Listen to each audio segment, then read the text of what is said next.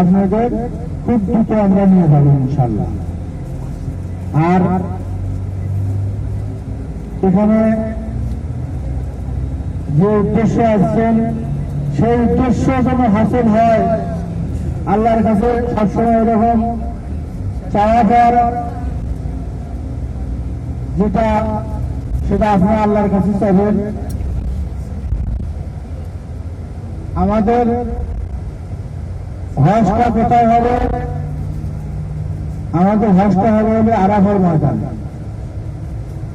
আরাফার ময়দানে যায় আমরা আগে আগে ফেসাল পারবো না, তাকে অপরের সাথে গল্প করবো না। আমাদের আরাফার ময়দানে হজের দিন সবসময় আমরা তসবিহ পাঠ করবো, দোয়া করবো, নামাজ আদায় করবো। আর নামাজ তো আরাফার ময়দানে জোহরের নামাজ পর্যন্ত শেষ, আসর নামাজ পর্যন্ত শেষ। আসর নামাজ জোহর নামাজ পড়া যাবে, মাগরিব আর এশার নামাজ আরাফার ময়দানে পড়া যাবে না। মাগরিব আর এশার নামাজ যত রাতি হোক, রাত যদি একটাও বাজে আমাদের কথার কথা, যদিও হবে না, কেননা আমাদের তো হাঁটার কোনো সুযোগ নেই।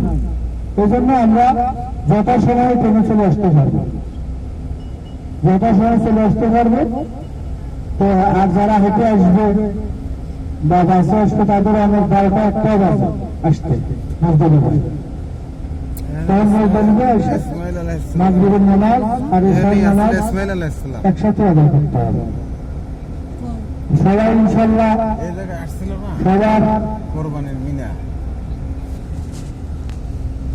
সবার জন্য দোয়া করি। আপনারা সবাই যখন হজে আসছেন অনেকই দোয়া আছে, আপনাদের অনেকই দোয়া আছে যে আপনারা হজে যাচ্ছেন, আমার জন্য দোয়া করেন। ঠিক আপনারা নিজেরাও দুনিয়া থেকে মাপ চাইবেন এবং আপনাদের কাছে যারা যারা দোয়ার কথা বলছে, দোয়া করতে প্রার্থনার কখনো তার কোনো লাভ নেই আছে কি? আমরা যদি দোয়া করি তাদের জন্য, আল্লাহ পাক সে সুযোগ করে তাদেরকে মাফ করে দেয়, এটা ভালো না। এই জন্য আমরা তাদের